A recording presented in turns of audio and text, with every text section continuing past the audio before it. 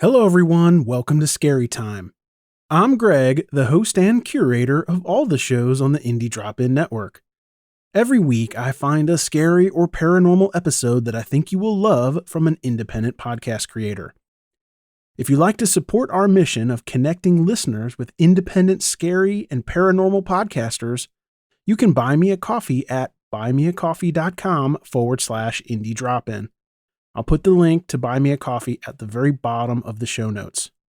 Today's episode is from Sinister Story Hour. Sinister Story Hour is not the same story hour you remember from your childhood.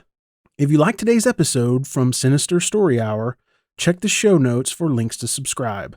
Enjoy the show. Begin. DarkCast Network. The light shines brightest on our indie podcasts.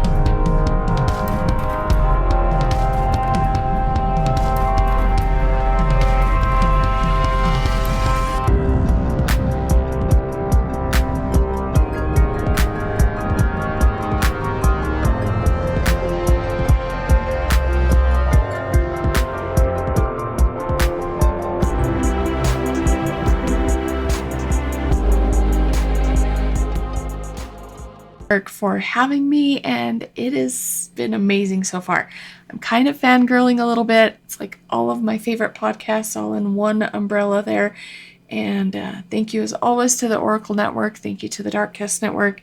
So many wonderful indie podcasts that you can't even imagine how amazing it is to work with those people. So thank you everybody for having me. If you have not checked out the DarkCast Network, please go do that. Amazing podcasts, and really amazing people as well. And we will get into our story tonight. The reason I chose this one was because one of my highest listener groups is actually Italy. So thank you so much to Italy for being up there amongst the top 5 of my listeners.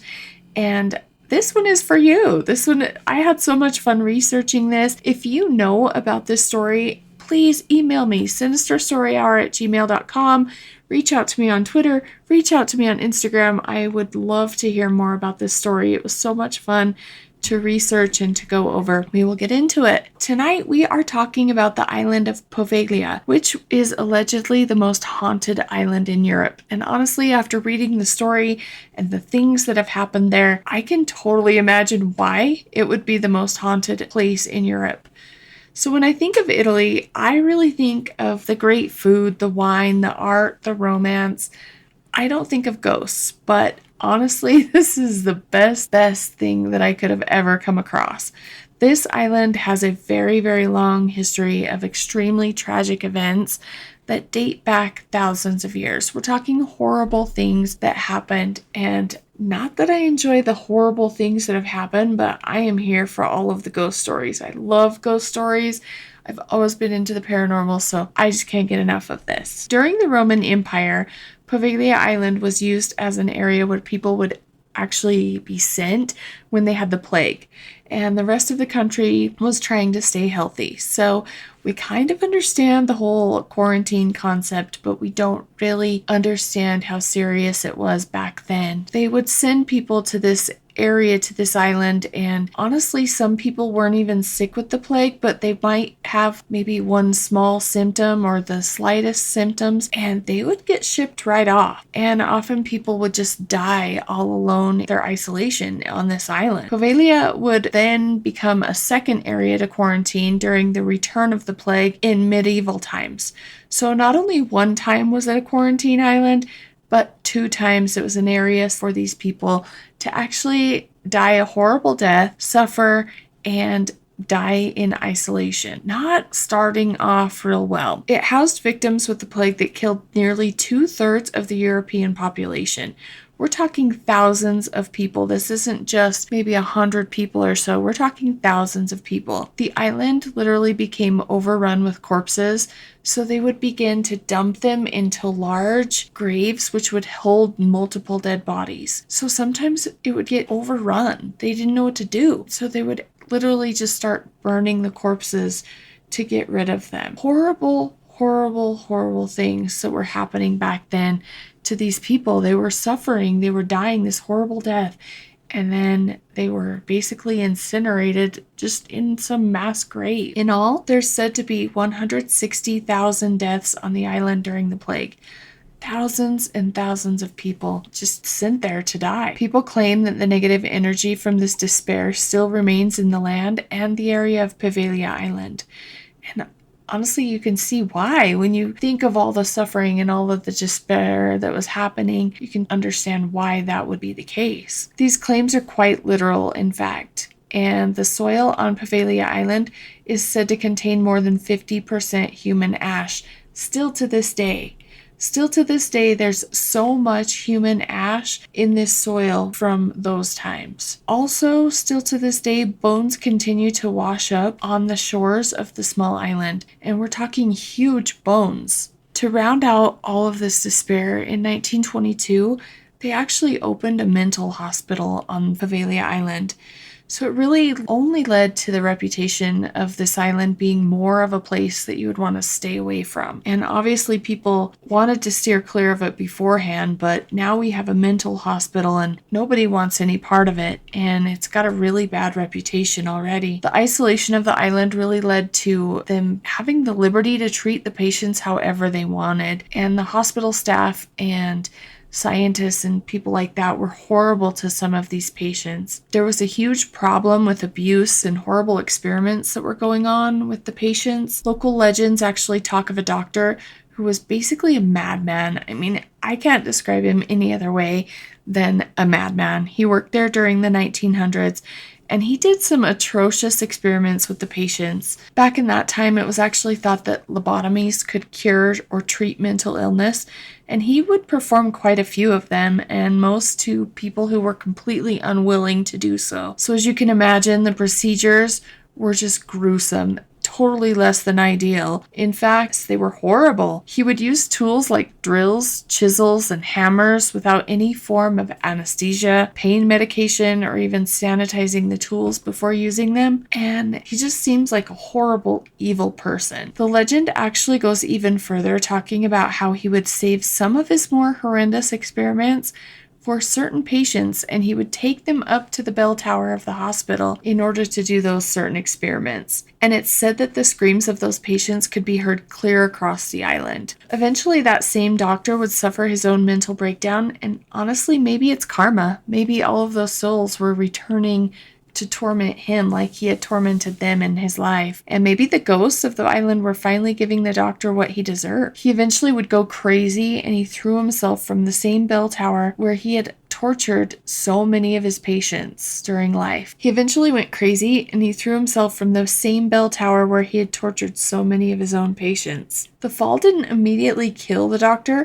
but he would die soon after that, and there's even a legend that a nurse had witnessed the entire incident and that a mist had come over the doctor's body and choked him to death after he had fallen. The hospital would remain open until 1968, and these days it's illegal to visit Poveglia Island, but if you are ever able to go, you might leave with some creepy stories of your own. So here's the fun part. We got through the horrible part, and here's kind of the fun part of the paranormal stuff that people have reported feeling and sensing on this island. People report a sensation of being watched while they're on the island, being scratched, pushed by something they can't see. Some visitors have even been pushed into walls, chased down the long halls of the hospital. Some report shadows on the walls that will follow them as they walk down the long hallways. There are also a lot of paranormal experts and mediums who visit the island, but none of them really seem to want to return.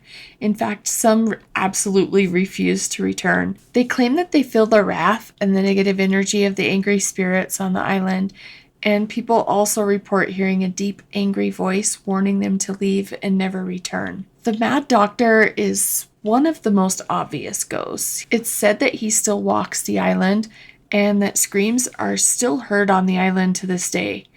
Screams are something that I would completely expect after all of the horrible things that had happened on the island, so I can see that happening.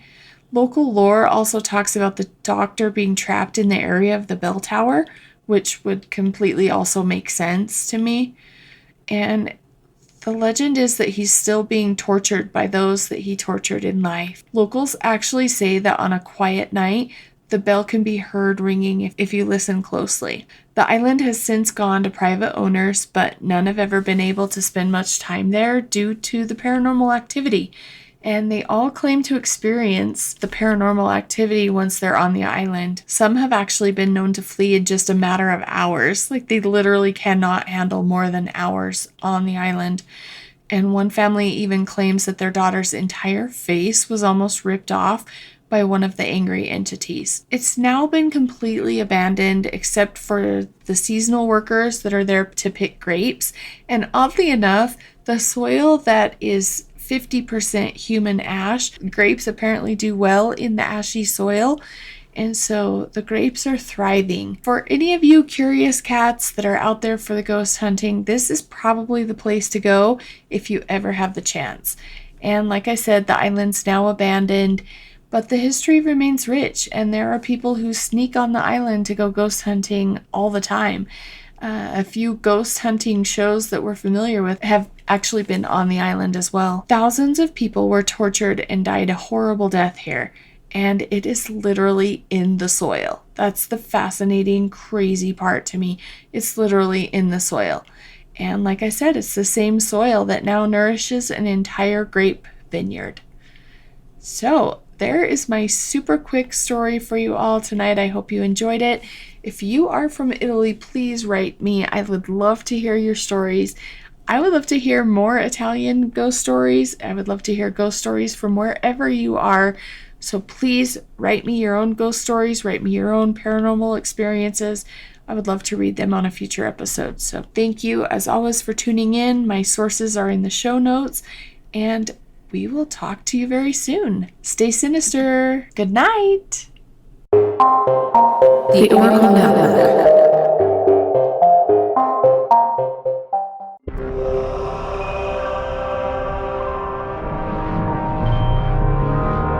The Sinister Story Hour is a proud partner of the Oracle Network. Music is by Michael DeGraw with Zero Tolerance.